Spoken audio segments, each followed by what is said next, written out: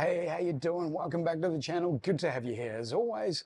So this week, I actually want to talk to you about the banning of gang patches. I want to talk to you about whether it works, the government's reasoning behind it, and how it actually affects the gangs and the outlaw motorcycle clubs. Banning patches. Does it work? And why are they doing it?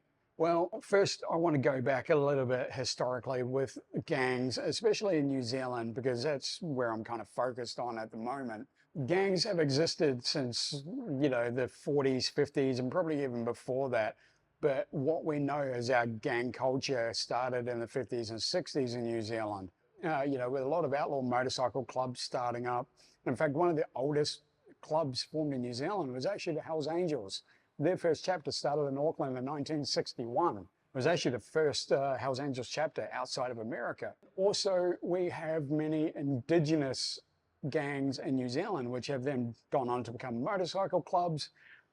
And most of these gangs or street gangs, particularly ones like Mongrel Mob and Black Power, were the predominant gangs in New Zealand for the longest of times. Currently, according to the government, there's around 9,000 gang members in New Zealand on the gang watch list. The New Zealand government, they were just caught out reducing it by about 1,000 just to suit their agenda. And look, if you've ever been to New Zealand, if you're from New Zealand, you grew up there, or like I did, you'll know that it's just part of the landscape. Gangs have always been around. The majority of the gangs in New Zealand are actually a result of abuse and state care.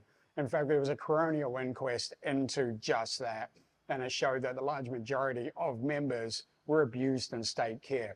So the government kind of created these gangs that are now ostracizing and further condemning with these new laws that are, as far as I see, go against human rights. So let's talk about these laws that they're bringing in. They have just introduced new laws that ban patches in public places and gang insignia, and they're also using anti-consorting laws, which means that if you're arrested, if you're a member of a gang, you can't get together with members of your own gang. They're also brought in new powers for the police, where the police can go in and search homes without a warrant, without due cause, and if they find gang insignia in the home, those members can be charged. It's unbelievable that they have given police these powers.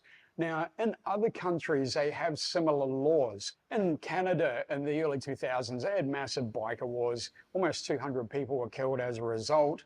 And so they banned outlaw motorcycle club patches and street gang patches and insignia to combat that. And also Australia, over the last 15 years, have been combating outlaw motorcycle clubs as well. And in states like Queensland and WA, they have actually banned outlaw motorcycle club patches and insignia and even tattoos. So you can't display any club insignia in public whatsoever. So now New Zealand are bringing in similar laws to curb what they see as a rising crime attributed to gangs. But is it really? Is the rise in crime because of the gangs? No. Rising crime, according to statistics, has been over the last 2 years as a result of COVID. Now, the economy in New Zealand has been absolutely trashed by COVID, and everyone's feeling the pinch. None more so than the impoverished, the Māori and a lot of lower socioeconomic families and groups have really, really felt it hard. The New Zealand government is doing everything to make sure that these people suffer and suffer more.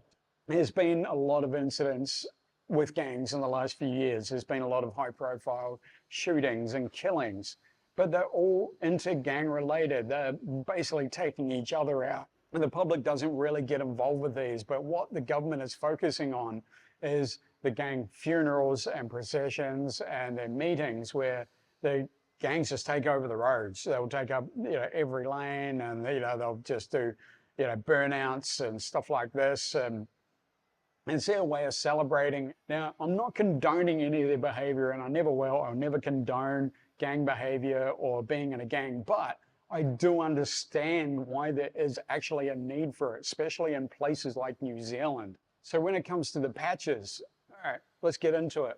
Banning gang patches. Does that work? Does that make any difference? Now, in most other countries where they have banned the patches, most of them, they don't wear the patches in public. So it's a win, yeah, for the government. Crime's down. They don't do their business anymore. Everything's all good, yeah? Nope, not at all. In fact, they just do business the same way they always did, but with a few exceptions. You know, and these members are proud. As crazy as it sounds, they are so proud of their gang, of their membership, of their patch. And you'll see it in other places, in other clubs and other gangs as well. I've never seen it so staunchly as I have in New Zealand. They take such pride in that. That's why they wear their patches everywhere. And that's why the Mongrel Mob and Black Power, they get their patches tattooed on their face because they're proud of who they are and they're proud to wear that. So the patches aren't just a symbol of, hey, I'm a gang member, I'm tough. For a lot of them, it is a sense of pride. They've worked hard for that patch. They've worked hard to be a part of that life, of that. And trust me, for someone who's done it, you know, I did 2 years as a hang-around, a year as a prospect, and then 2.5 years as a full member of a gang. And that was a sense of pride for me. I worked hard to get to that. That day that I was handed my patch it was one of the proudest days of my life. I never felt so empowered before. I felt like I belonged, and that patch symbolized that. That was it. I'd made it. And I would defend that patch because I look back to the original Hells Angels and the old school bikers who said, yeah, you'd take our patch when you take it off our cold, dead bodies. And that's something for me, it was like, wow, that's powerful. These people will die for their patch. So there is a lot of pride in that. Taking that away is what the government wants. They want to take away their pride. They want to take away what they see as their power. But the power is not just in the patch. It's in their sense of belonging. It is what they all aspire to. So when you look at other countries that have taken away the patch, it hasn't changed membership. The only things that has ever changed is the police's ability to identify gang members. In Australia and in Canada, all these gangs and clubs still operate, but it's now harder for the police to know who's operating because they don't have identifying symbols anymore. And as far as the gangs and the outlaw motorcycle clubs, yeah, they go out, they wear their patches, you know, they do runs and stuff like that. But when it comes to them doing their business, because they don't do their business with the club or as a member of the club, you'll find that anyone doing business will not be wearing their patch. So what effect will this actually have on the gangs and how they do their business? Will it reduce crime? Will it make it easier for police? Well, won't make it easier for police, that's for sure. Now, when they wear patches, when they wear their insignia, you'll know that person's with that gang or that or motorcycle club or whatever, because they're wearing it. So great, easy. If a police officer pulls them over, they can take down their name, their details, and go, oh, wearing a such and such patch. Okay, easy identifiable. But he's not wearing his patch, he'll have tattoos or some insignia. Because as I said, those members are really proud of what they've achieved and what that means to them. So they're going to display it, absolutely. In fact, I have club tattoos. I used to wear my patch anywhere. I used to wear t-shirts pretty much everywhere I could, always. It's going to make it so much harder for police to know who's who. You pull someone over, he's not wearing any gang gear. He's not wearing any insignia. He's got no tattoos. Could be just Joe Blow. Oh, well, how are you going to prove he's with a gang if every time he has interaction with police, there's no gang insignia? You can't prove membership. Also, it's going to be a strain on police resources, especially in New Zealand. The gangs outnumber the police, especially in a lot of small towns, especially in the North Island, where the gangs are the majority. The gangs rule these towns. They have done forever. They're a part of the community.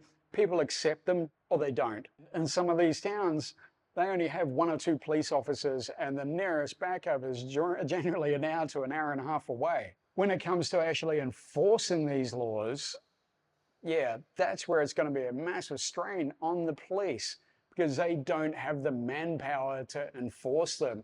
Sure, if they hear of a tangi being held or a funeral or, you know, something like that where there's a large procession, of course, the cops can bully up in their numbers and, you know, oh, we're going to take your patches off you. Let's be real. It's not going to happen. The police in New Zealand are not going to en masse take people's patches off them. It may happen from time to time if one gang member is caught out by himself and there's 3 or 4 police, then they'll do it. But on the majority, no way. And there are very few gang members in New Zealand that I know of who are going to give up their patch. They will not give it up without a fight.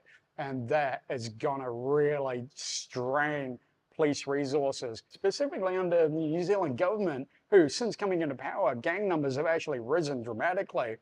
They have been decreasing police numbers. They're saying that we're putting more police on the street, but they've actually reduced the number of police and forced the New Zealand police force to cut $5.5 million from their budget, which means more redundancies.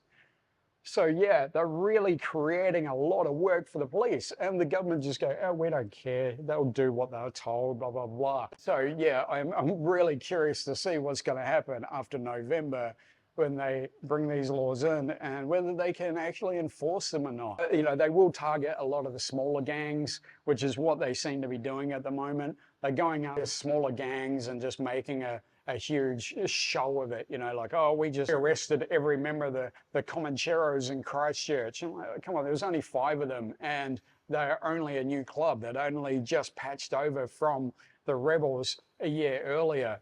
They weren't the big players in Christchurch, but they were the easiest targets. So the police made a big song and dance about it. Hey, look, we're tackling crime. No, you're not. And then, of course, as I said before, these new laws that give police powers, you know, the ability to go into someone's house and look for gang insignia, that is going to cause friction. And I won't be surprised if there's a lot of violent outbreaks. Walking into someone's home without a warrant or without cause, that shouldn't be allowed. And I don't think many of these gang members are going to appreciate that or even stand for it. And they shouldn't. They shouldn't have to. So how will it end? Will gangs just disappear in New Zealand completely because of these laws? No, they absolutely won't. In fact, it'll just force them to go underground for the majority of the gangs who will not wear their patches in public because they don't want that extra police attention or pressure. They will just simply not wear them. They will still conduct their business. That will not change. A gang member is a gang member, whether he wears his patch or his tattoos or whatever. If he is a member of that gang, yeah, he will still live that life. You can guarantee it. You know, for many, especially in New Zealand, that way of life is the only way of life to give themselves what they see as a better life than what society offers. So how do we change it? You know, I mean, I don't have all the answers, obviously, and neither does the New Zealand government or any of these governments who think that just by banning patches and further ostracizing these members when that is the only way of life offered to them is ridiculous, and it won't change anything. In fact, it'll hate the government even more, and it's going to drive more people to membership because they band together. You know, people who are downtrodden will group together always. You know, they need those common bonds when everyone else is stepping on them. You know, and if the government wants to do anything about it, they need to look at early prevention. A lot of these gangs and gang members came about because of abuse and state care when they were children. And the New Zealand government now has brought back the boot camps, you know, which were partly responsible for a lot of the abuse.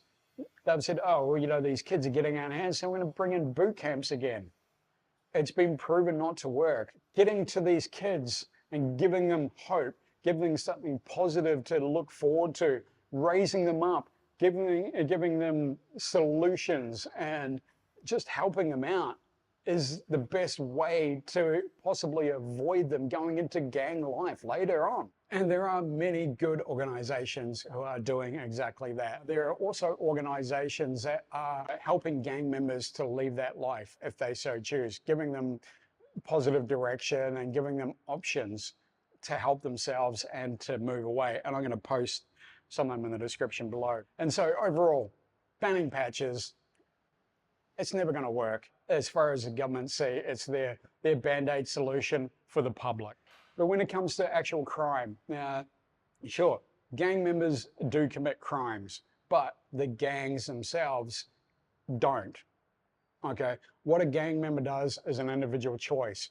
You know, sure, they may have other members of that gang working with them, but it's not the gang structure. Gangs aren't formed around crime. They're formed around rebellion, freedom, and brotherhood. So there'll always be a need for it, especially when they're looked down on, as I said. As far as I'm concerned, let them have their pride. Let them have their patch. It gives them something to focus on. And for many of the gangs now, there are many, many chapters who are changing their ways.